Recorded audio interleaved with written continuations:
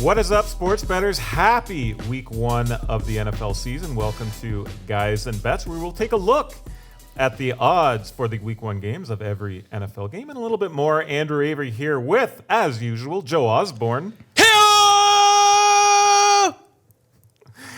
And Kris Abbott. Hello. We are back, first podcast after the Ross Tucker interview, which Joe and I did, which was a great listen. And if you haven't listened to that one, make sure you go back and check it out. He had some great stuff to drop for us on that podcast.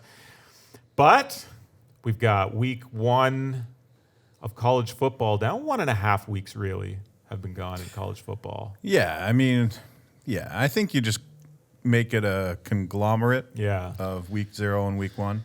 Week 0, that's stupid. Yeah, well, I mean, give people a chance to bet more. Yeah, Sure. that's right. But just call it all week 1. I don't know. I guess week 0 is the best way to do it. Yep. Yeah. And great to have football back. And like I said, NFL kicks off in a couple of days, really. We're recording this on a Tuesday afternoon. If you missed Guys and Bets today, Joe had a pick for the Bengals at Seahawks. Yep.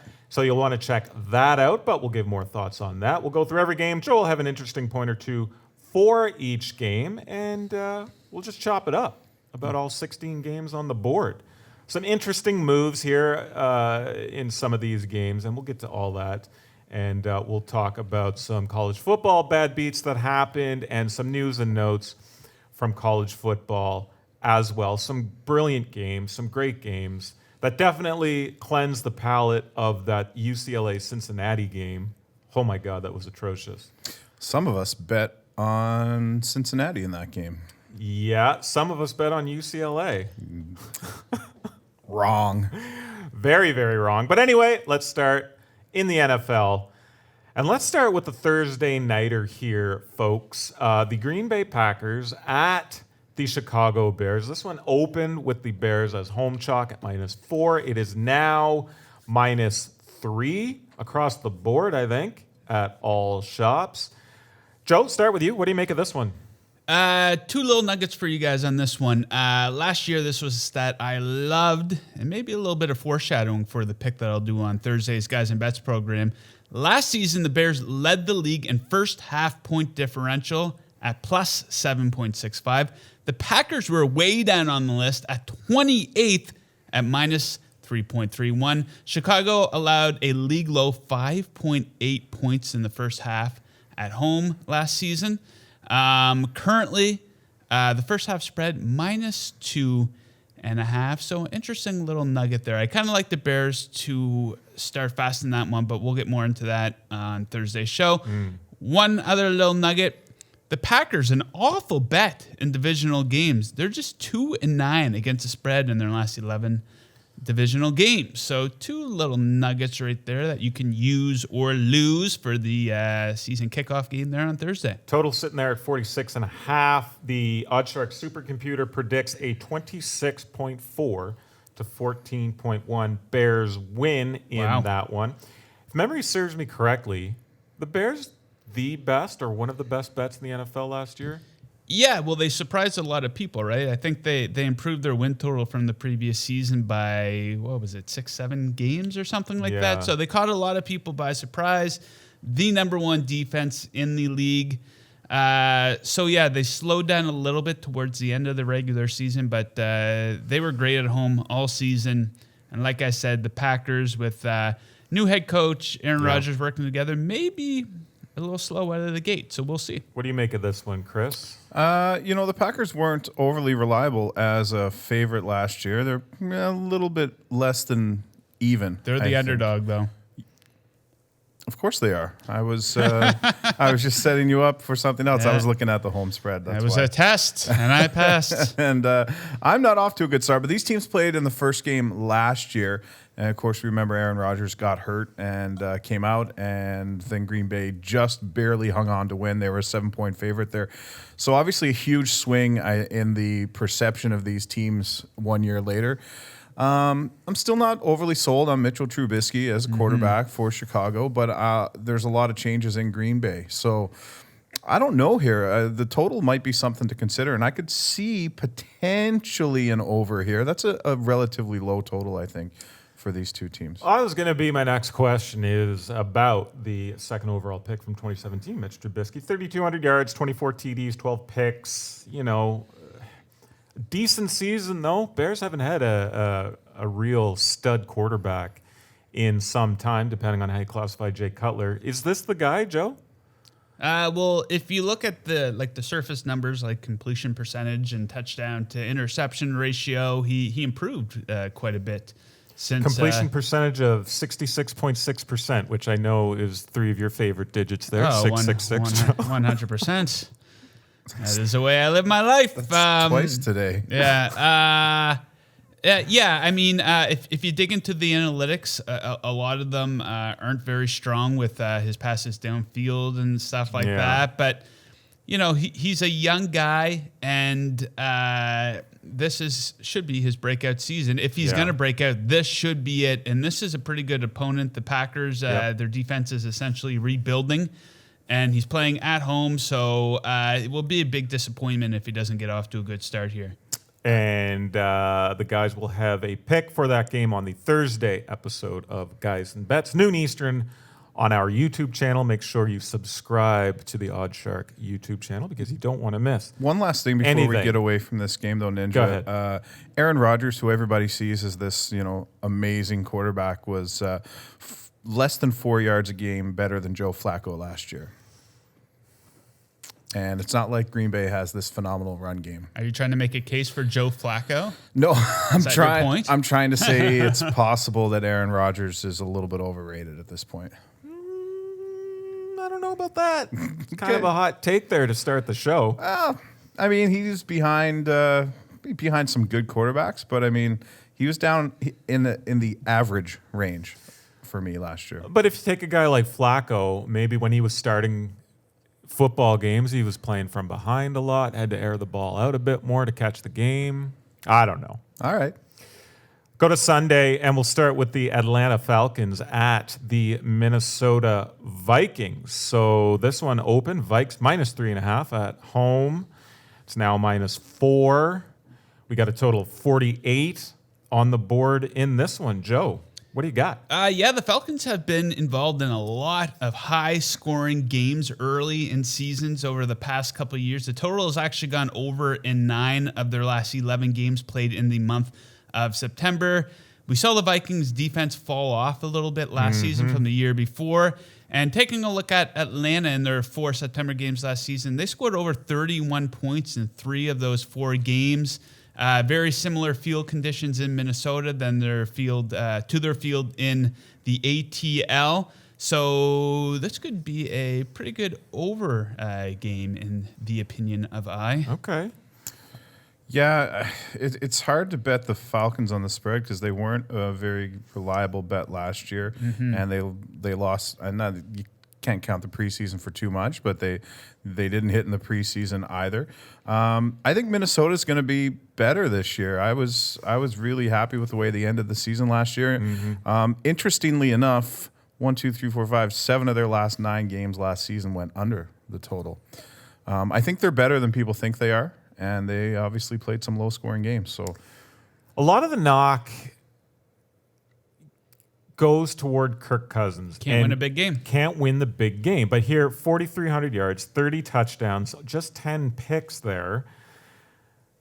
What do you guys make of Kirk Cousins? Is he a choke artist under the bright lights of a big game? He puts up the big numbers, but that's the equivalent to the best player on, I don't know, who's a crappy NBA team, the Sacramento Kings over the past decade. The best player on their team who would put up, 23, 24, De'Aaron 25 Fox. points a game. Well, Fox is pretty good, but so that's actually a bad example. But it's a good stats situation for him. But when the games matter the most towards the end of the year, or in prime time, he's actually awful as well. So it looks good on paper, but when it counts, he stinks. I think, especially last season for most of the year, they put too much of their offense around him as well. And I think the more that Dalvin Cook got involved later in the season, that's when they started to have a bit more success because it did open up the pass game a bit. If you know that the quarterback's going to throw 80% of the time, it's easy to take it away from them too, right? So I think Minnesota could be a bit of a sleeper, but I do like getting points with the Falcons here. I bet Ian does too. You know, I haven't Ian's seen gonna Ian love in a that couple of spot. weeks. Does he still work here? I don't know. I haven't. He does like the underdogs though, and you know he's going to bet on the Falcons. Yeah. Next up, LA Rams at the Carolina Panthers. The Panthers opened as 2.5-point home underdogs. They are now +3. So Rams money coming in on that, perhaps predictably. When you look at that, supercomputer picking a 20-19 Panthers win. Do you see an upset brewing here, Joe? Kinda, I do. I have two good little nuggets for you guys for this one. So the Super Bowl loser from the previous season is just 3-16 against the spread in Week 1 since the year 2000. Okay. That's not good. So maybe the Rams being overvalued a bit coming into this game. Also, undervalued. The Panthers, really good bet as an underdog, guys. They are 17-7-1 against the spread in their last 24 games as a dog. So as a home dog in this situation, going against a team with a bit of a rebuilt offensive line, looks like a good spot for the Panthers. Yeah, you know, I'm a bit of a Cam Newton doubter, but when he's good, he's great. They'll be playing at home, so you know, cross-country travel for the Rams. Not sure how much that matters, Especially early in the season. Yeah, right? but I mean, the time zone change will mess you up. Is that an early game? I think It is early afternoon. Yeah, so you know, if Newton and McCaffrey can get going, and we still don't know really what Todd Gurley's got in the tank. You've got some guys coming back off injury for the Rams and the receiving core. So yeah, I tried to find a way to go the other way on this. Now I don't know that I'll play it at all, but I think Joe is definitely leaning toward the Panthers here. Rams came out of the gate hot last year, 8-0 straight up to start the season. They covered their first 3 at the betting window. Yeah, the first week Super Bowl loser trend is a biggie, though. I like that one. Yeah, I think it's simply because in a lot of these games, and this is why Week 1 is tricky, because a lot of these numbers and a lot of our logic for making these picks is going based on last year's results. And we see quite a bit of turnover in the NFL from year to year. Now, I do think the Rams will be a good team and make the playoffs, but maybe being overvalued against a Panthers team that could be a bit of a sleeper this year. Here's something else to go with that Rams hot start out of the gate. They never left their time zone until October 28th to go to Green Bay. Interesting. Yeah. Well, they did go to Denver, so maybe an hour there, I guess, but Fairly close. yeah, they never left. Wisconsin is 2 hours, and then they never played on the East Coast. They played at Chicago. They lost 15-6 on December 9th, and they beat the Lions in Detroit. But We hear about... that's interesting. It is interesting. We hear about sexy off-season teams every year, and perhaps this year's most sexy team, both from NFL fans and I think to a large degree for bettors as well, is the Cleveland Browns, and they're going to be hosting the Tennessee Titans. This one opened at Browns -5. It has moved a half point at most shops to 5.5. There are some 6s out there. Boy. Of course, everything changed when the Browns fired their coach and Baker started to get starts and everything looked good. They brought in some big names. But, Joe, what do you make of this one? So check this out. I know the Browns, they're a lot different team than that team that went winless a couple years back, but they still haven't really done anything, guys. Looking at their last 14 games in Week 1, they haven't won a single one of them, and are just 4-10 against the spread in that stretch. Meanwhile, the Titans might be a sneaky team, especially in this spot. They have a really good defense. Marcus Mariota, by all accounts, he's healthy for once. You would hope he would be in a Week 1 game. So I don't know if this one's going to be a stay away for me or not. The Browns have a lot to prove to me. You know, it's kind of silly when you see them up towards the top of the Super Bowl features odds board, something I do not agree with. But yeah, it could be a nice spot for the underdog in this one. See, I'm on the other side here. I like Cleveland a lot. I'm a huge Baker Mayfield guy. I think Odell Beckham's going to be rejuvenated. The running game is going to be fine. Their defense leaves some to be desired, but so does Marcus Mariota most days. And I think it's going to be a rabid crowd. This is, to me, one of my favorite plays of the week on the Browns. Yeah, I think I agree. I think I haven't made any week one bets yet, but I think the Browns are going to be one of them. I like this team a lot on paper. Baker Mayfield's super exciting. I mean, what year is this for Mariota? Have we seen that, he's cut to lead a playoff-bound team? You can't stay healthy. Tennessee's Yeah. receiving core, I don't really know what it's going to look like. Corey Davis, Adam Humphries, Tajay Sharp, not household names. So I don't know what to make of Tennessee, man. I don't know. So that could potentially be one of the biggest games. I know Atlanta, Minnesota is going to be a tasty game. But depending on the number in that game, so Joe and I are in the Circa Sports Million in Vegas, and I think that'll be one of my plays for sure. Let's see what the old supercomputer's doing here. The total in this one is sitting at 45.5. Supercomputer's got a 16-point Browns win, 28-12. Oof, I don't know about that. On that one. Yeah, we'll have to see. Of course, one of the biggest stories from last year was old Pat Mahomes and the Kansas City Chiefs. They are visiting the Jacksonville Jaguars here at Open Jags, plus 4.5 on home turf. There are 4s out there. There are 3.5s out there. What are your thoughts on this? Yeah, KC snuck up on a lot of people to start the year last year with Mahomes. I wouldn't quite say he came out of nowheres, but I don't think anyone expected him to be that good. Anyhow, Andy Reid and the Chiefs have been an excellent bet on the road in the season's opening month. Recently, the past couple of years, they have gone 10-2 against the spread in their last 12 games on the road in September. In the last 2 seasons, they are 4-0 against the spread in that spot. So with this one coming down a little bit, I'm kind of leaning Chiefs personally. Chiefs came out and covered their first 7 spreads last season. Do you see a repeat of that, Chris? The public certainly does. Like 70% of the bets are on Kansas City, even though the number has come down a little bit. I think Jacksonville's going to be good this year, better than they were last year. But I don't know that they cover here at home. There's some things to consider. There's going down and playing in the heat in Jacksonville for Kansas City in this time of year. Well, we saw Florida State's head coach blame dehydration for Florida State losing to Boise State. Could happen, right? Could happen. The Jacksonville team is a noted strong defense against, obviously, with the best offense in the league last year. So I don't know. I think this is going to be an interesting battle. The 3.5 for Kansas City almost looks too enticing, so I'm going to have to give this a little more look. The total I'm looking at 52, and that's curious to me. I don't know that Jacksonville can score enough to get it to 52. You like Nick Foles? I do like Nick Foles. I mean, a lot of people say he's not proven over the course of a season, which I suppose is true.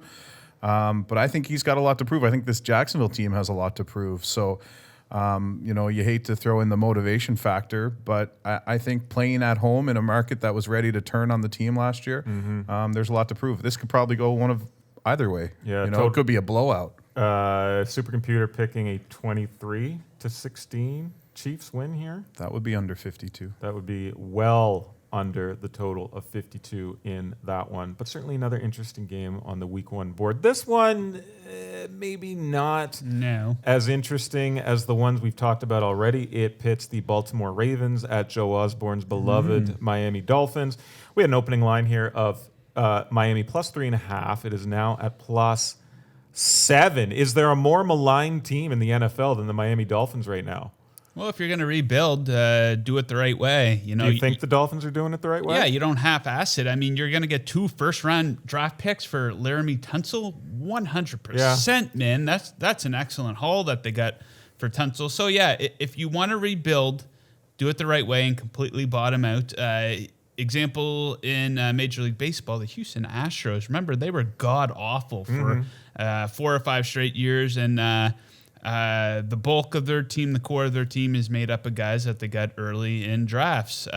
Philadelphia 76ers, maybe not such a good example, maybe too early to say. But, yeah, you got to stockpile the picks. You still have to nail the picks. But, Miami is going to be bad this season.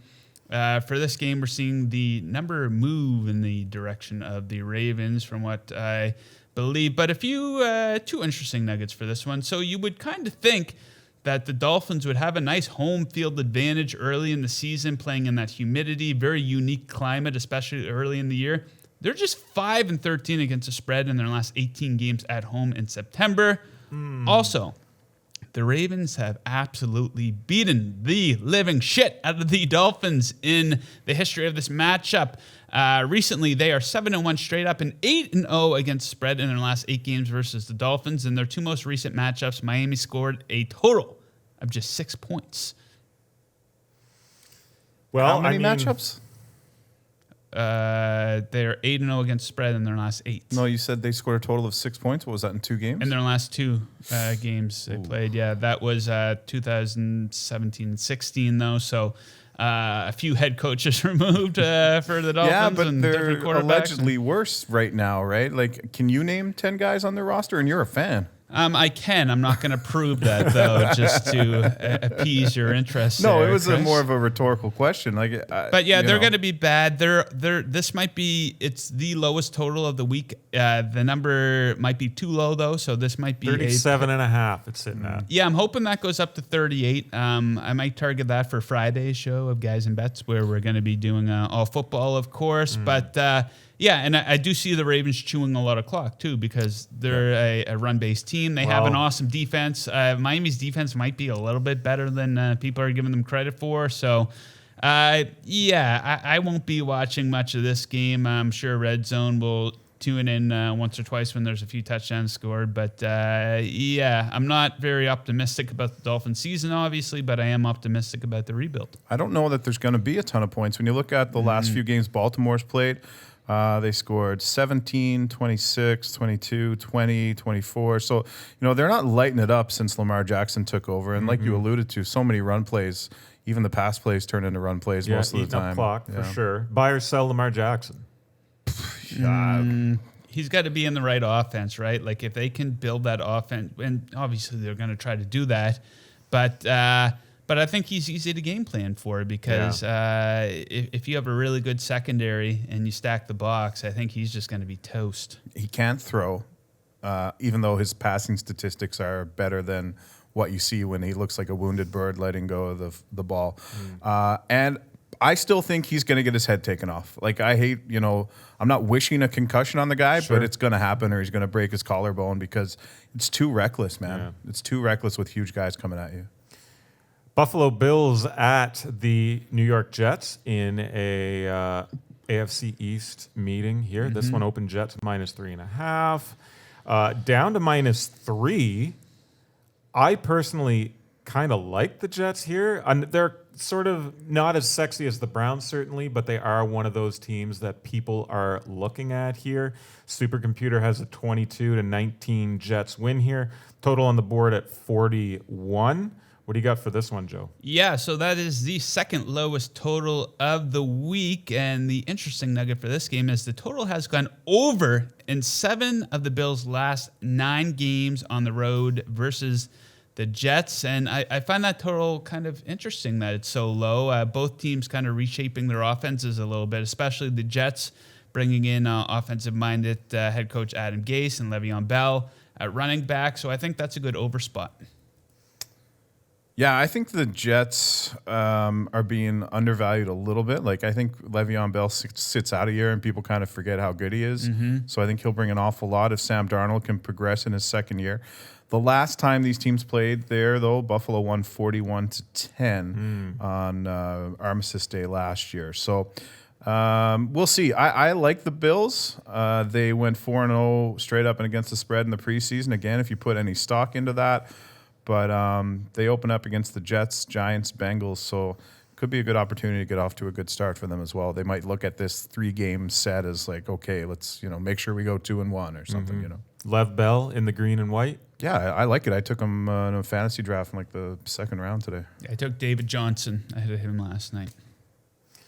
NFC East here pits the Washington Redskins at the Philadelphia Eagles. One of the bigger spreads on the week 1 board here. It opened Eagles -8.5. That's moved a point at most books to 9.5, but there are some 10s out there in this one, a big division rivalry here. The total is at 46. And the OddsShark supercomputer predicting a blowout, 27.6 to 8.3 in this one, Joe. Yeah, the computer might be right on that one. So big spread, one of the bigger spreads of the week for a week one might scare some people off, but recent history of this matchup has strongly favored the Eagles. They've won 4 straight games versus the Redskins. Average winning margin of 15.5 points. Redskins also horrible within their divisional games in the second half of last season. 0-4, average losing margin of 17.75. So it could be a spanking with Wentz and his new toys hosting the Redskins. Phillies covered the last 3 meetings. Chris, what do you make of this one? The Phillies, yeah, no, they were fantastic. Did I say the Phillies or Philly? I don't know. I heard the Phillies, but I might be thinking baseball. Yeah, actually, the last regular season game that Washington played was a 24-0 loss to Philadelphia to end the season last year. So this could be a blowout. I think the bet to take them, like if you can get it less than 10, that's fantastic. I just don't trust Washington. Don't trust Case Keenum. Like, yeah, great upgrade at quarterback. Well, better than what they had left over from last year. If you remember, you and I were next up on the depth chart. So I don't know. I'd probably stay away from this game myself. But if I had to lean to a side, it would certainly be the Eagles if Carson Wentz doesn't get hurt. This next game has some of the biggest line moves for obvious reasons, as we'll get to in a second. And for all your opening line stuff, make sure you check out our boy Gilles Gallant. He'll be posting a weekly opening line report early in the week, Monday or Tuesday throughout the NFL season. But we're talking about the Indianapolis Colts at the Los Angeles Chargers, of course. No more Andrew Luck. The Jacoby Brissett era begins. I think he got $30 million, didn't he, from the Colts? Yep. Nice little raise there for our guy. Nice little raise here. So this friend of the show. This open Bolts -3.5 at home here. And it's 7, 6.5, depending on your book. What do you got in this one, Joe? Not a whole lot really popped out for this one. One crazy trend, and I think this is more coincidental than anything, but the Colts have been an awful bet in their last 11 week 1 games. They're just 1-10 against the spread in that situation. The reason I say it's coincidental is because a lot of turnover at head coach and quarterback during that 11-year span, but it could be a coincidence that continues because, they got to make some serious game planning adjustments without Luck there at quarterback.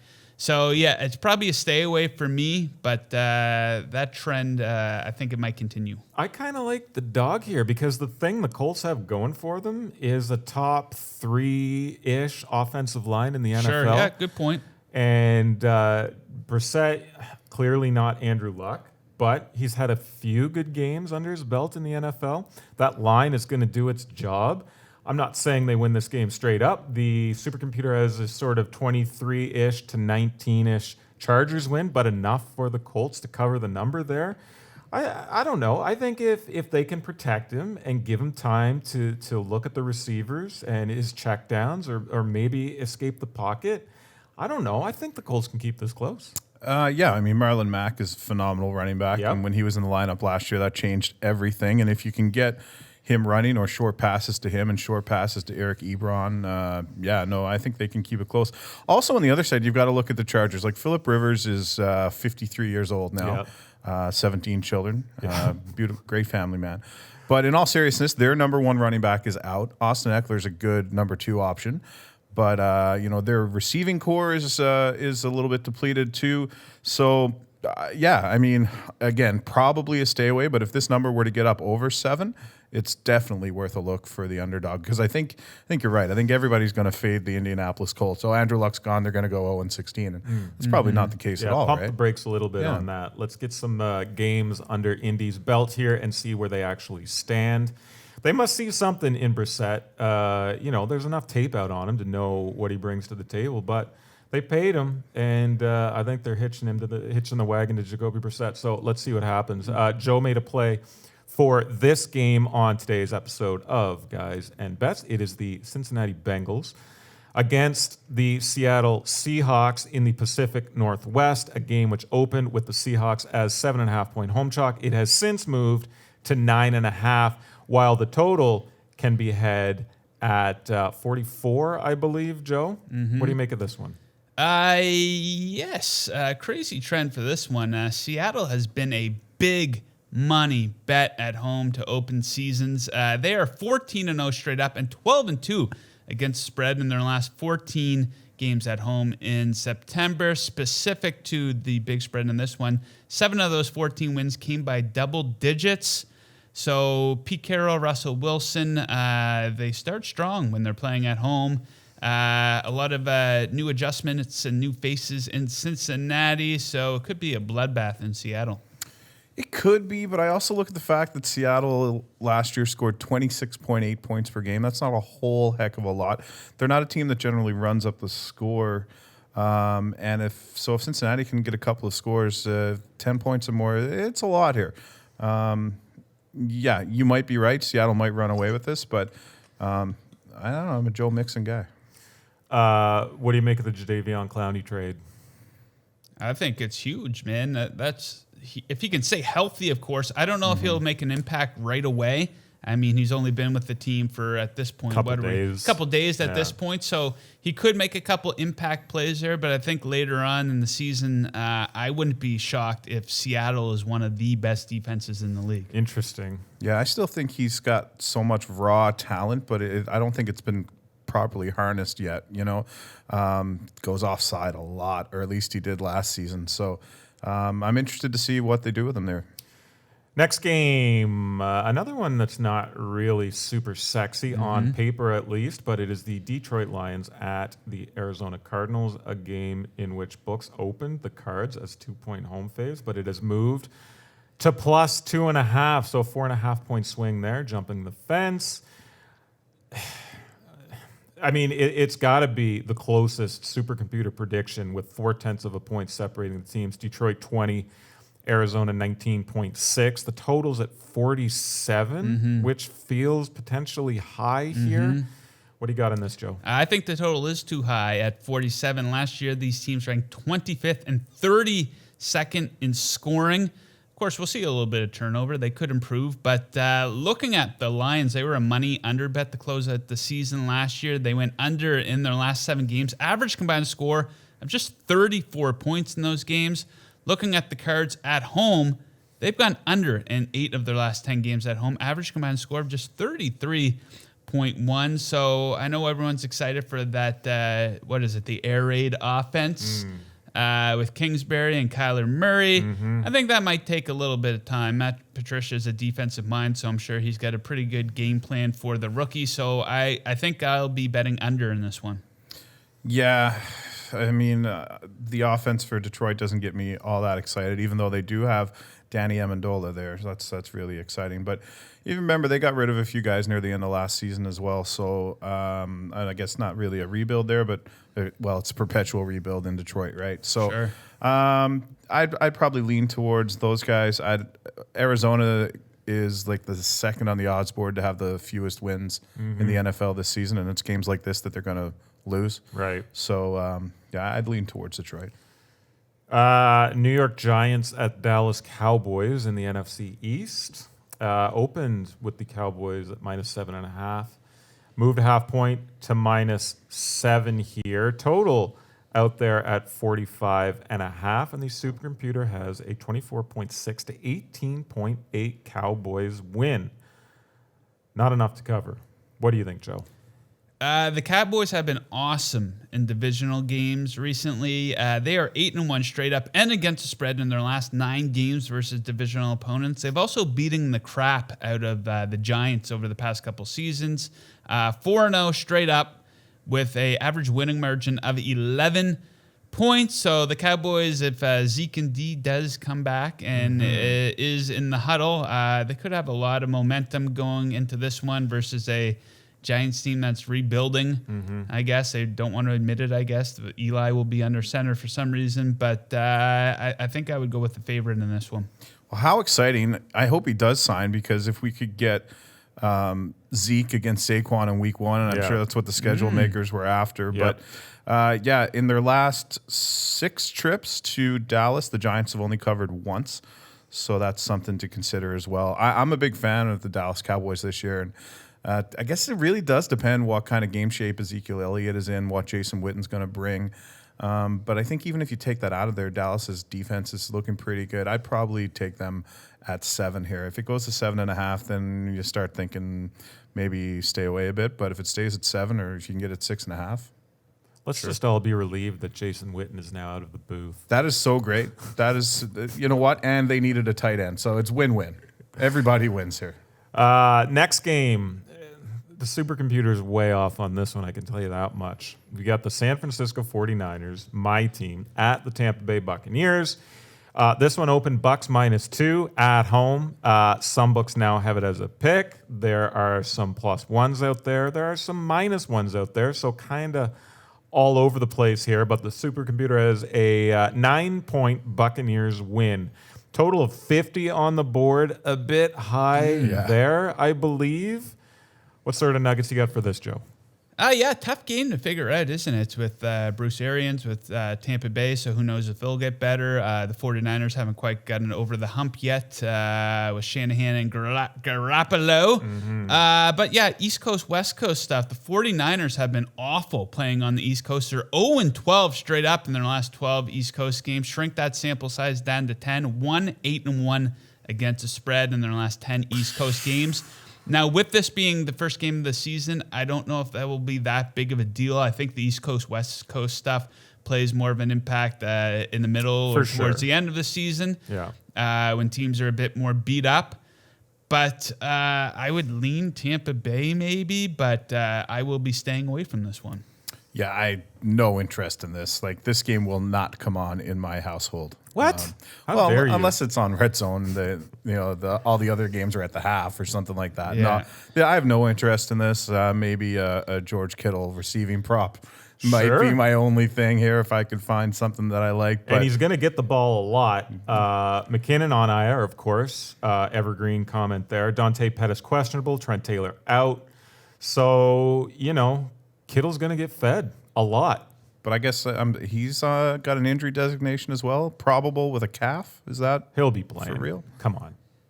I'm sure he will because they need him. But I don't know what to expect with Tampa Bay. Like, they lost a ton last year, but they covered frequently. So I don't know. Is this make or break for your 49ers? It's a good question. I think it's make or break for Shanahan this season, for sure. Garoppolo's been, hard done by with crappy injuries and stuff like that. And What was the scathing report that came out about him there last week? We had a really bad preseason, or how he went out with that porn star last year. Oh, it was something about that. Yeah, I didn't read it, but they were like, "This is why." Blah, blah, blah. You have a pervert as a quarterback. Unreal. Oh, what porn star was it? I can't remember. I don't follow that genre of film, so I wouldn't know. Nick Bosa practicing, supposedly going to be in the lineup. I'm very excited to see the 49ers on that side of the ball, specifically the pass rush. The secondary, still has me a bit iffy. Pittsburgh Steelers at the New England Patriots. This is, of course, the Sunday nighter.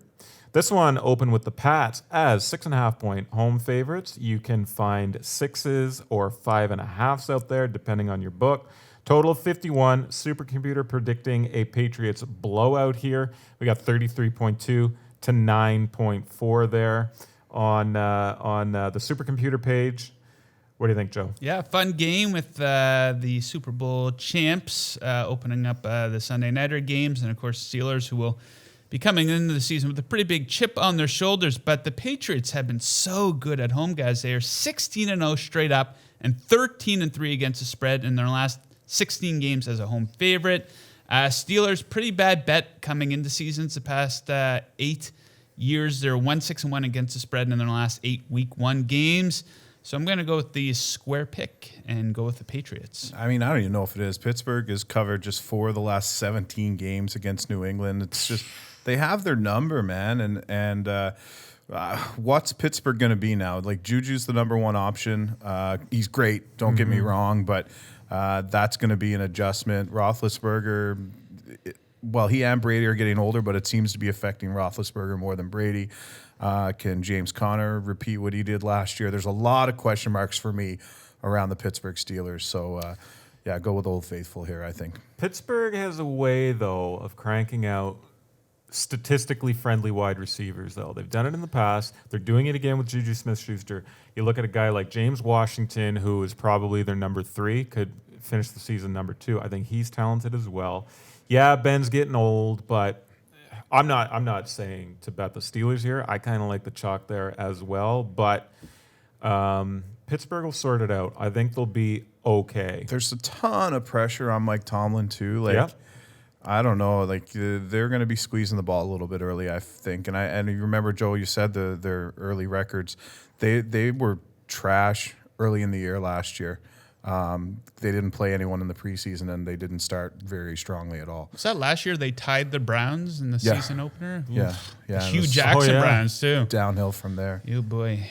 Not Monday good. nighters, we got the double header. The first one is the Houston Texans at the New Orleans Saints. This opened with the Saints as 7.5-point home faves. It is now down to 7, basically across the board here. Supercomputer has a 30.3 to 13.8 Saints victory. The total's there at 53. This one put out by our boy Gilles Gallant. The Saints 0-5 straight up and ATS in their last 5 Week 1 games. I'll expand on that even further. This is one of my favorite trends of the week. The Saints are just 2-13 against the spread in their last 15 games played in Week 1 or Week 2. Remember last season they were a 10-point favorite at home versus the Bucs, and they lost. They were also a big favorite in Week 2 last season and barely snuck by those Hugh Jackson and Tyrod Taylor-led Browns. So I think this is too many points, too. The Texans are a pretty good team, guys. They have a really good defense, a very dynamic offense, so I think they'll be able to score with the Saints and keep things close enough to cover. Yeah, I think so, too. I think if the offensive line can give Deshaun Watson any time at all, DeAndre Hopkins can have a lot of fun in that secondary. So, yeah, I like Houston to keep it close, if not win. But I mean, we talked about last year. Oh, New Orleans always covers at home, but they didn't. I think they were 3-6 against the spread at home. Yeah, last year. they start slow. The research I've done, they start slow and then they go on an incredible covering streak. So last year they started 0-2. Then I think they covered in 7 straight or something like that. But yeah, then the tail end of the season they get overvalued a little bit. And teams caught up to them at the end of the season last year too. And the way they went out of the playoffs aside, their games were a whole lot closer once teams kind of figured out what they had, and they don't have a whole lot of turnovers, so they should be very similar to what they were last year. Well, of course, we've got Deshaun Watson and DeAndre Hopkins connection, but Tunsil now on the left. What does this bring to the Texans as a Dolphins fan? Well, that's huge for them because, and I think the Texans may have done a pretty good job rebuilding their offensive line. That was a priority for them in the draft, and I think they got 2 offensive linemen in the first 3 rounds, and you add Tunsil to that. Watson was I think he was the most sacked quarterback in the league last year, if I'm not mistaken. 63 or something. Yeah. So, yeah, you give that guy a few extra seconds, and that's going to make a big difference. He's got some great receivers. Running game, I'm not so sure anymore with Lamar Miller going down, but I think they have a really good offense, and I think they got ripped off a little bit in that Dolphins trade, but the product they're going to put on the field might be one of the most talented in the NFL. Yeah, that running game now features Duke Johnson. Duke Dumpster. And my boy Carlos Hyde, who I'm sure will be getting some carries there. Scotty Hastings big on the Carlos Hyde in the fantasy drafts. Oh, He's yeah? taking him late. Figures he'll get plenty of touches, yeah. Well, I mean, he was a good servant for the Niners. Denver Broncos at Oakland Raiders is the nightcap. It opened with the Raiders as field goal home faves. You can now get it anywhere from Raiders -1 to Raiders +1. Yeah, there's even a 1.5 out there. Interesting. All over the place there. Raiders 25.6, Broncos 12, according to the supercomputer. Total is 43. And the Broncos, another team that has lost 5 straight week 1 games. What do you got, Joe? Yeah, guys, if you like trends, everything here points to the under. The total has gone under in 8 of the Raiders' last 9 games versus divisional opponents. The total has gone under in the Broncos' last 6 games versus divisional opponents. The total has gone under in the Broncos' last 9 games overall, average combined score of 38.78. And the total has gone under in the Raiders' last 5 night games. And I think the stats back it up. I think that total might be a little bit too high.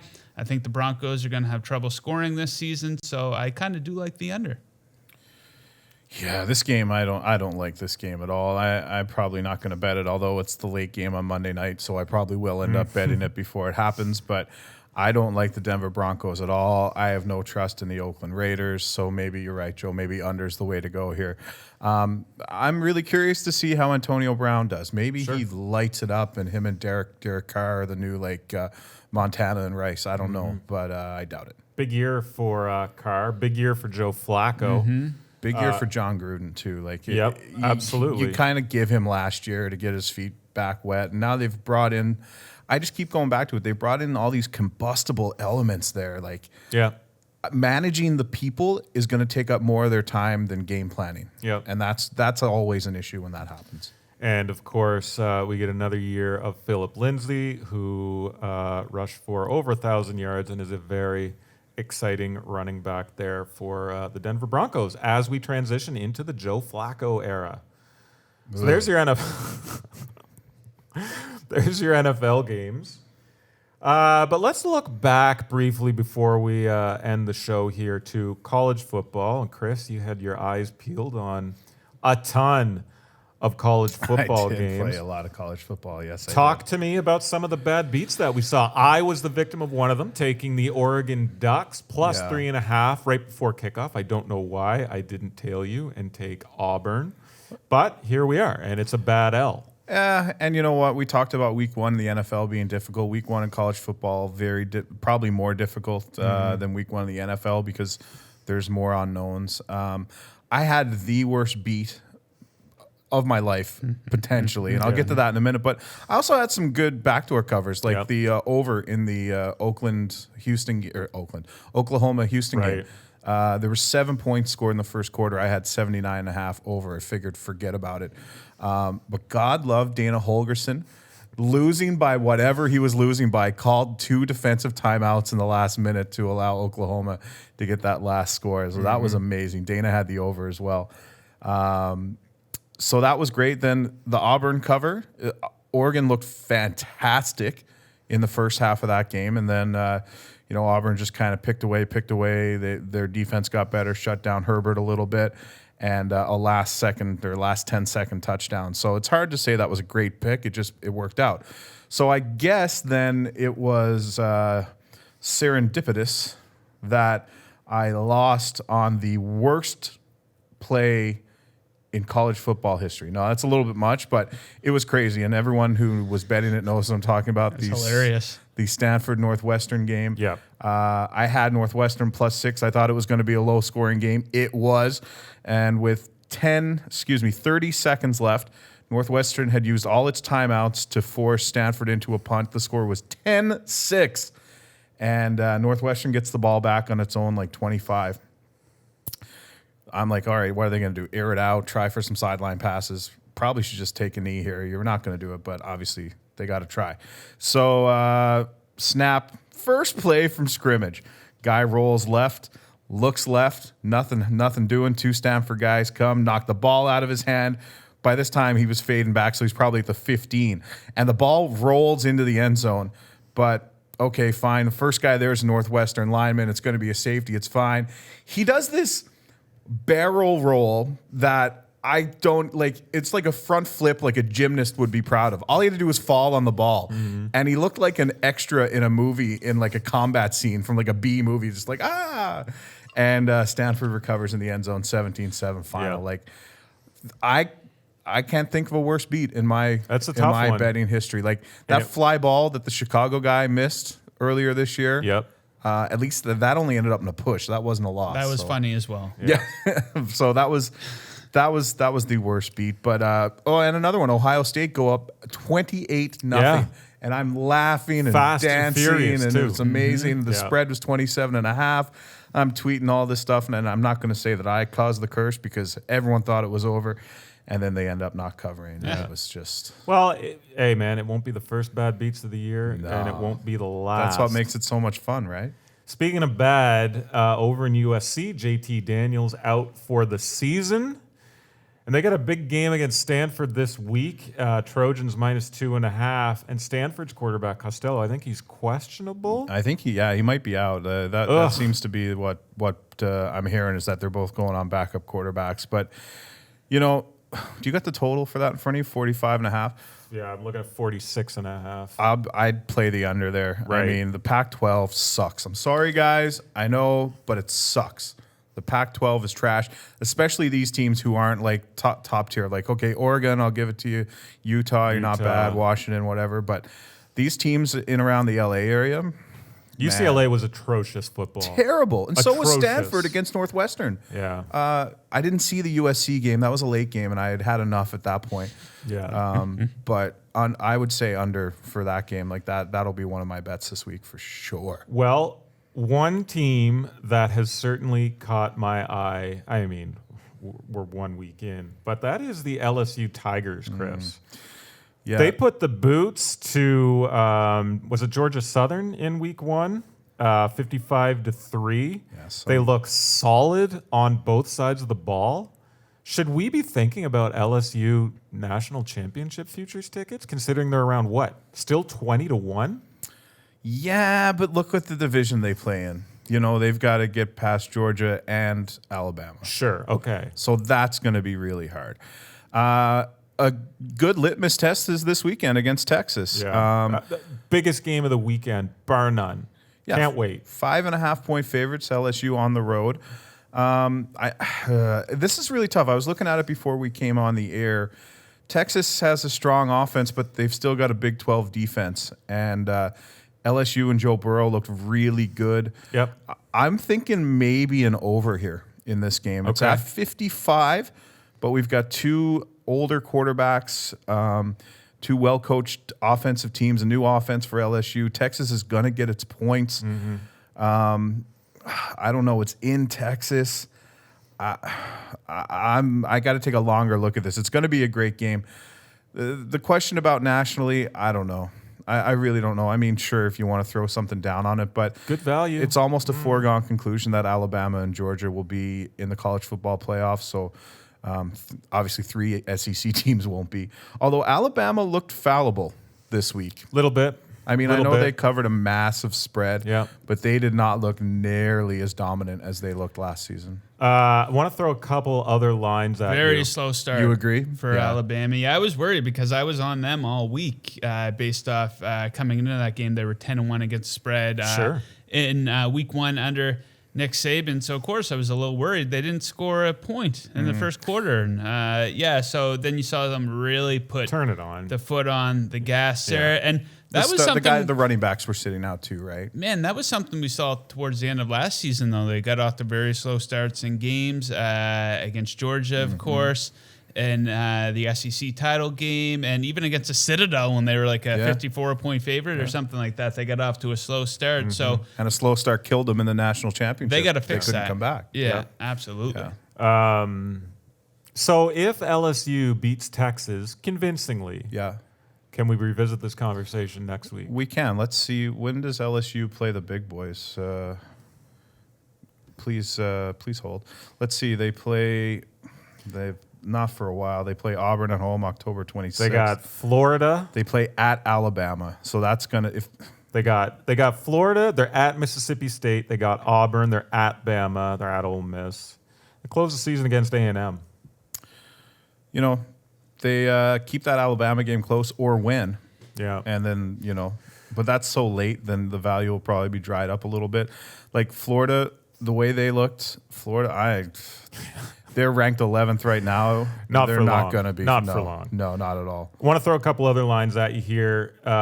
First, going back to A&M. A&M at Clemson. We got Clemson minus 17.5, total 64.5 there. Trevor Lawrence, certainly not his best game last week. Any early thoughts on that one, Chris? My initial thought is anytime you can get Clemson inside of 3 scores, you should take them, especially at home against a Big 12 defense. A&M Big 12, right? Yeah. No. So I don't know. That's I would take Clemson initially there. That would be my thought, and go from there. I think that would be my play. Greasy money line parlay. Clemson is in one coming up. That went hit my first one of the year, by the way. Oh, with yeah. a bunch of college picks. So I will be playing some NFL mixed in on that too. So There look you for go. that on Friday. One other one.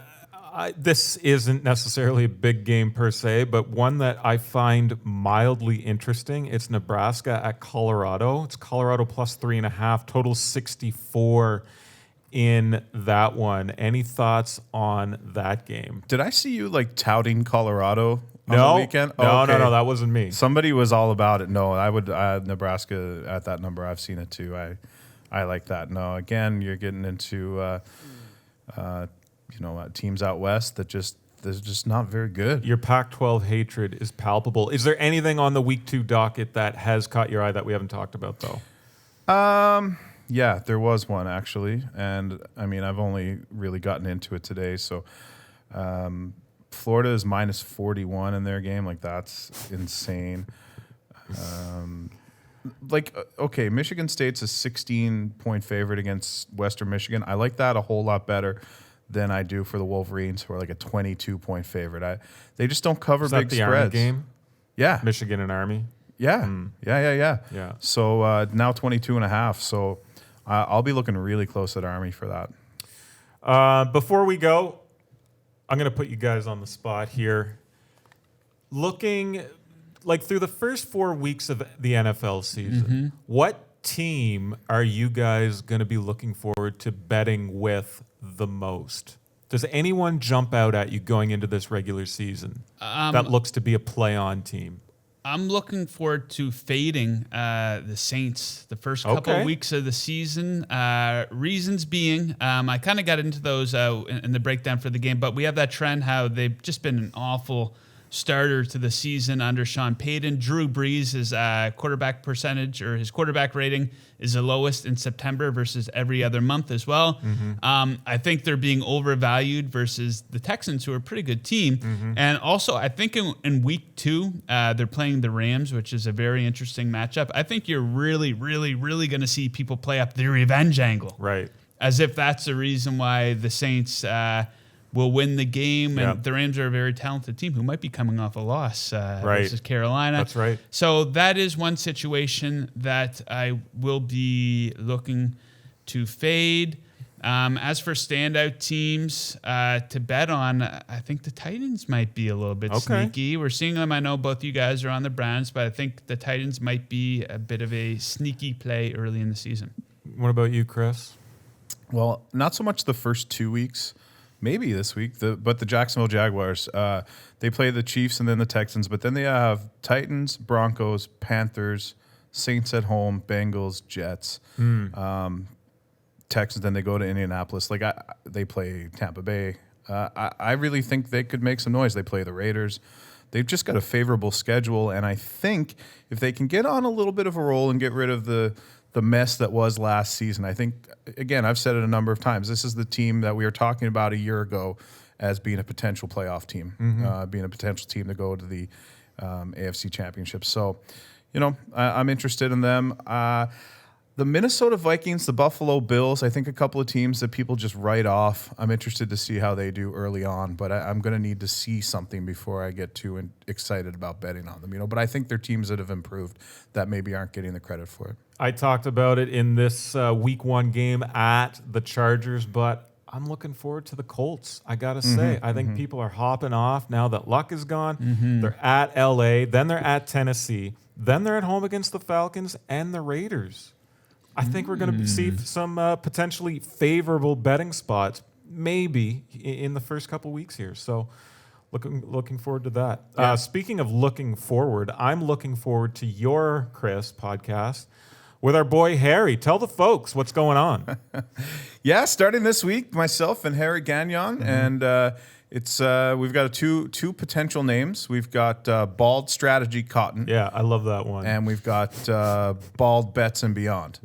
Also good. Yeah. Also good. We've got to clear those with the higher ups. It could just be something a little more mundane, but The Odd Shark podcast. That was a good option. yeah. So, we'll see. But Harry worked as an odds maker in Vegas. He's obviously part of Cousin Sal's Against All Odds podcast, and Yep. we're so happy that he's able Yeah, to split his time absolutely. and He work knows with his us as stuff.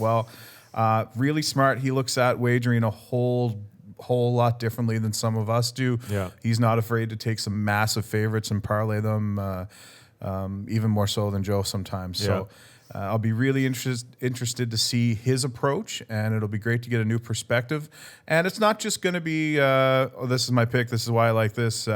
As you might, if you know who Harry is, at AAO Harry on Yep. Twitter, he's all about the ball busting and stuff like that too. So I right. think we're going to have a lot of fun. We had a chance to hang out in person a couple of times, so I think it's going to be fun and just a little more content for you guys. We'll talk both NFL and college football. Won't go through every game, Yeah. but some of our favorite plays, some of our favorite spots, some of our worst beats, and just regale you with some stories as well. And Harry, if you watch Guys and Bets on Friday, Harry joined us for that episode. And moving forward, he will be on every Friday for his NFL lock going into the weekend, as well as Pamela Maldonado, who will be joining us to talk college football on Guys and Bets. So make sure you guys tune in, subscribe, and like, and all that jazz moving forward through what is hopefully a prosperous NFL season. Any parting shots here, guys? No, I have to urinate, so I'm hoping we can wrap it up here. Well, in guys. that case, let me tell you a little bit about Pamela Maldonado. She's a fantastic girl. Also used to live in Vegas. Yep. I think she's in Arizona now. And she also takes a different approach when she's handicapping. She's a little more cerebral than numbers sometimes. Yeah. So I like that. She really gets into the mental aspect of the game too. Yeah. Yep, very excited to have them both on board here at Odd Shark. Thank you so much for listening. I'm hoping we can help your capping here every week with the NFL. For Joe Osborne and Kris Abbott, I'm your boy Chalk Ninja. We'll catch you next week.